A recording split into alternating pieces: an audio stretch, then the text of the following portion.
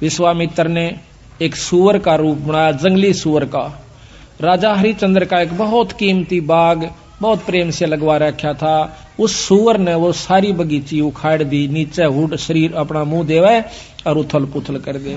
को जावे नजदीक उस माली ने या उनको खाने भाजे, यानी तीर भी मार लिए, उसका कोई असर नहीं हुआ। तो सब उठकर राजा हरिश्चंद्र के पास आते हैं। तो हरिश्चंद्र बोल रहा, भाई क्या बात होगी?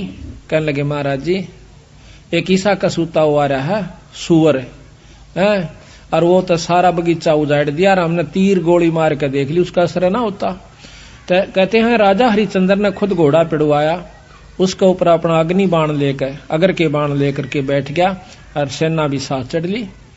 एकदम राजा हरिश्चंद्र जब आवे से वो सूअर उसमें से निकल कर भाग लेता है।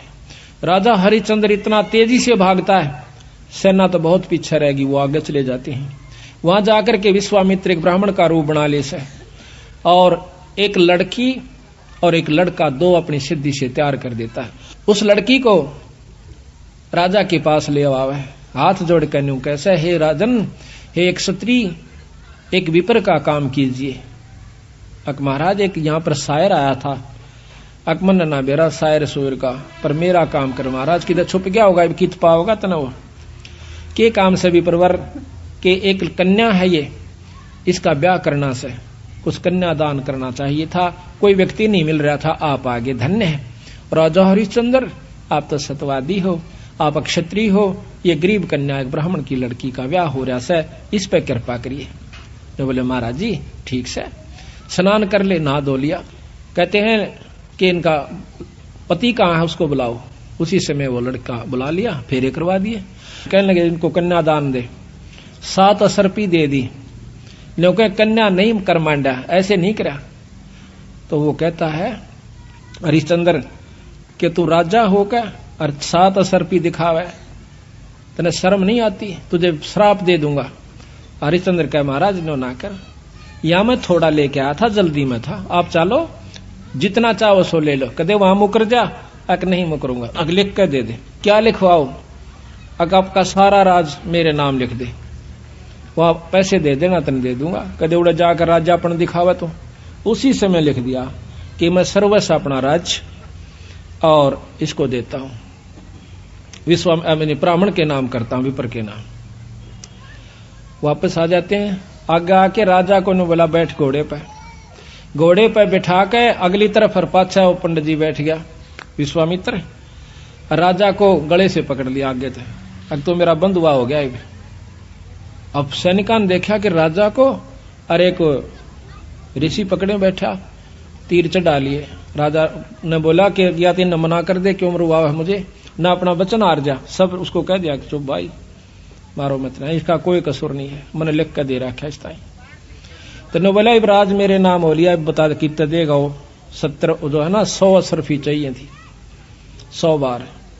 वो बोला वो भी दूंगा। ने बोला कितना देगा? तो हार जा, अपने बच्चन ने कह दे मैं नहीं दे सकता। ना ये नहीं कह सकता, कुमा के दूंगा। कुमागा 100 असरफी इतने 10 साल में भी ना कुमाई जा। ने बोला महाराज हमने बेच दे सारे परिवार ने चल के, तेरे पैसे जरूर दूंगा मां। तो उसी समय रानी को पकड़वा लिया और उसके बाल पकड़ लिया विश्वामित्र। राजा कति नहीं कसक्या, और रानी को मतलब राजा को भी बहुत परेशान कर दिया अपनी सिद्धि से। तो फिर भी ने बोला विश्वामित्र के अब भी राजा अपने वचन ने छोड़ दे, मैं दोनों अन्न छोड़ दूंगा। कहते हैं वो रानी कहती है कि महाराज नजर नजरा में ऐसे ढंग तक कह रही है कि वचन मत हारना, वचन साधन नहीं है, और चाहे जीत मर जाओ पर आप वचन नहीं हारांगे। रानी ने भी ये प्रण करके यानी उसको सहारा दिया। उसको ले जा करके काशी में ले जाता है, अयोध्या में चौकी बिठा दी यानी अपना राज बिठा दिया। अयोध्या में आकर के उसको बेचता, काशी में आकर बेचता है। राजा लड़के को और रानी को एक ब्राह्मण ले लेता है, हर हीरा नाम का। 50 बाहर के अंदर 50 जो भी असरफी थी या जो उन्हें देना था उसके रूप में। फिर आप जाकर के एक भंगी के पास जाता है, वो कहता है कि तूने मुर्द फरोश का काम करना पड़ेगा, क्या काम है महाराज? कि जो भी आवे मुर्दा उससे कफन उतार लेना ना, उसको 1.25 रुपया लेना है उससे टैक्स का। बोला अच्छा जी ठीक है, अगर छोड़ दिया तो तेरे से ले लूंगा। बिल्कुल नहीं छोड़ूंगा। ठीक है। कई दिन तक भूखा भाना बैठा रहा। एक कहते हैं हफ्ते के बाद वो कालिया नाम का झिमर मुर्दफरोश वो आता भंगी वहां पर कहता है कि हरिया कहा महाराज तने भोजन नहीं खा रहा? महाराज आपने भोजन की कही नहीं थी। कहाँ खाऊं? ओ तेरे की, एक दुकान बता दी कि वहां से ले आ और अपना खा लिए, पैसे का हिसाब मैं आप कर दूंगा। तो वहां जाकर के वो क्या करता है, भोजन ले लिया एक व्यक्ति का। इतने में विश्वामित्र आके एक भिखारी का ब्राह्मण का रूप बनाकर कहता कि महाराज मैं भूखा सा, भोजन दीजिए। तो कहने लगा विप्र आधा ले ले, भला हो तेरा सारा दे दे, मैं तो भूखा मरू सू, आधे में काम नहीं चला विप्र राजा महाराज। कहते हरिचंद्र ने वो सारा उठा के दे दिया, नौका न्यू बैठ गया। अगले दिन फिर जावस है 2 आदमियों का ले आया, 3 का। कदे कोई मांगने वाला आ जाए उसको भी देना होता है। अगले दिन फिर आ गया, आके ने बोला महाराज भोजन दो, हम क्या खेती करें हैं आपका ही आसरा से। कहने लगा विप्र आज बहुत लयास हूं, आधा ले ले। नहीं महाराज सारा दीजिए। इब कबीर साहब कहते हैं वो नरता मोए जो पर घर मांगन जा, अरुण ते पहला वह मरे जो जा मुख निकसे ना। ने बोला ले भाई ले जा। 15 दिन बीत गए, रोटी नहीं खाई, दुर्बल शरीर हो गया। और उधर से रानी आती है पानी लेने के लिए ब्राह्मण का, और उस घाट पर जब वह पानी भरवाई तो उठा को नहीं घड़ा। रानी कहती है कि महाराज ये घड़ा उठवाइए। और न बोला रानी कमाल कर रही है तू, ब्राह्मण के घड़े का एक भंगी हाथ लावे, मेरे बस का नहीं, इसमें अंदर बढ़कर उठा ले पानी का मां बढ़कर। यहां थोड़ी सी विपरीत कथा हमने सुनने को मिला करती थी कि घाट पर रानी पानी लेने गई थी कुएं पर, और वहां पर यह भी आ गया था पानी लेने के लिए। नहीं, ये गलत है। गरीबदास महाराज ने जो लिखी है वो सत्य है, क्योंकि इन लाखों वर्ष पहले की रामायण भी ज्यों की तो मिलती है बंदी छड़ की। तो वहां पर रानी आई थी पानी लेने की खातिर। तो हरिचंद्र ने कहा कि अंदर पानी में डुबकी लगा करके घड़ा उठा लीजिए। घर आ जाती है। कुछ दिनों के बाद लड़का रोहतास उस पंडित जी की खातिर फूल लेने जाया करता था। वो रोजाना फूल ला करके पंडित जी को दिया करता था। वो अपने देव के ऊपर, अपने इष्ट के ऊपर पूजा किया करता था। एक दिन कहते हैं रोहतास फूल लेने के लिए जावा है, विश्वामित्र वहां पर एक सर्प का रूप धारण करके वो छोरे को डस लेता है। तो पड़ा पड़ा रोहतास ने कहा ऐसा कि माली मेरी मां ने जिक्र ना करिए भाई, पंडित जी ने बता दे जाकर। वो भाग्या जावस है। अब पंडित जी चाड़ा हो गया, के हो गया कि वो लड़का किसका था भाई, रोहतास नाम बतावस है, और वो तो सांप ने डस लिया और मर गया भाई। उसी समय भाग लेता है वो हरिहर पंडित जी हर हीरा लाल का, और इतनी सुन ली उस लड़की ने भी, यानी उसकी मां ने भी, रोहतास की ने, कि छोरे का तो सर्प लड़ गया। वह भी भागी आवस। बुरी तरह वो ब्राह्मण छोरे ने छाती लाकर रोया है कि बेटा कौन हुई रोहतासिया। तो कहते हैं रानी ने बोली महाराज पिताजी रोआ मत ना, ये ताने जाने हंस हैं, क्यों चिंता करते हो। उस मां ने उस ब्राह्मण का ढाढ़स बढ़वाया कि ये तो आना जाना खेल से, रो मत ना महाराज, हम सब ने जाना से, हमारे साथ होनी थी सो होगी, कोई बात नहीं। अब वहां से लेकर के वो लड़के का कफन उसके ऊपर लपेट के कपड़ा चल देती है। अब गरीब की गेला कौन जा, हरी हीरा और 2-3 जने वो जाते हैं। जाकर के मर्द घाट पर लुटा देती है, फूकन की तैयारी करे से इधर उधर से लकड़ी तैयार करके। तो इतने में हरिया आ जाता है। हरिश्चंद्र कैसा कि माई वो दे टैक्स 100 रुपया काट।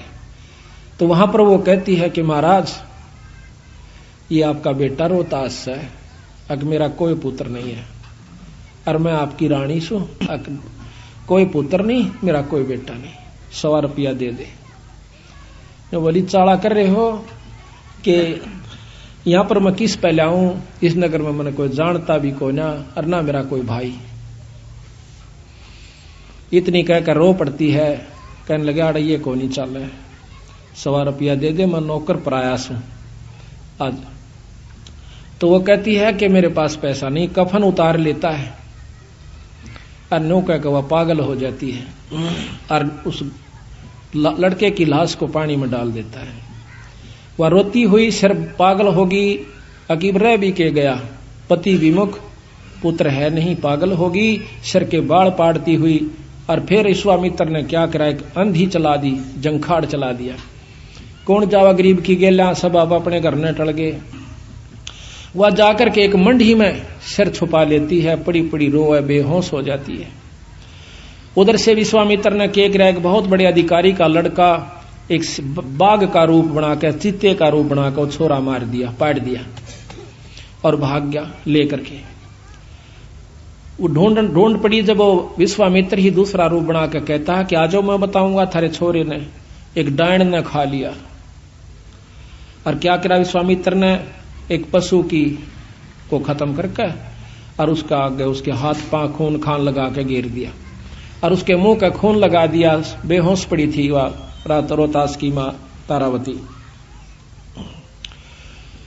तो सारे उस राजा को, नवाब को, अधिकारी को, सैनिकों को लेकर के वो विश्वामित्र उस मंडी में ले जाकर दिखावा से कि यह पड़ी डांड और हाथ मुंह तलिए खा और ये बाकी हाड हुड पड़े से। उसी समय कहता है राजा के बुलाओ हरिचंद को, जल्लाद को, इसकी शर्त उतार दे। कालिया को कहा कि कालिया इसका सिर उतरवा दे, क्योंकि वो सारे काम उन्हीं से जल्लाद रूप में भी वही क्या करते थे। उसी समय राजा हरिचंद्र को, क्यों नौकर था वो कालिया का, कि हरिया कि हाँ महाराज, किस डांड का सिर काट दे। अभी महाराज पकड़ कर बाल और तलवार ने मारने लग गया। पीछे से भगवान विष्णु ने तलवार पकड़ ली। ने बोला हरिचंद सफल हुआ। कौन सा भाई, कि भगवान विष्णु। अकन्यो नहीं, भगवान बहुत दिन हो गए छुप कर रहते ने, सामने आ जाओ ना, छोड़ दो तलवार ने, प्रगट सामने आ जाते हैं। कि मांग हरिचंद के मांगा है, कि महाराज जब दर्शन हो गए मांगन ने भी के रह गया मेरे पास, कि फिर भी मांग भाई। अक आप पक्का वचन भर लो, कदे फिर जाओ। अक वचन भर लिए। ने बोला सारी काशी पार होए और या बांदी जीवित हो, ठीक हो, और इसका छोरा जीवित हो जा, और विमान में बैठ कर जा, यहाँ के काशी के पशु और पक्षी भी स्वर्ग में जाने चाहिए। बोल तेरी के सलाह से। नो बोला तथास्तु, सारे स्वर्ग में जाएंगे। बोल सतगुरुदेव। तो महाराज कहते हैं कि जिस नगरी में साधु रहते हैं वो नगर भी अमान है, अमर है। ऐसे प्यारे संत जिसमें रहते हैं वो सारी नगरी को पार कर दिया करते हैं।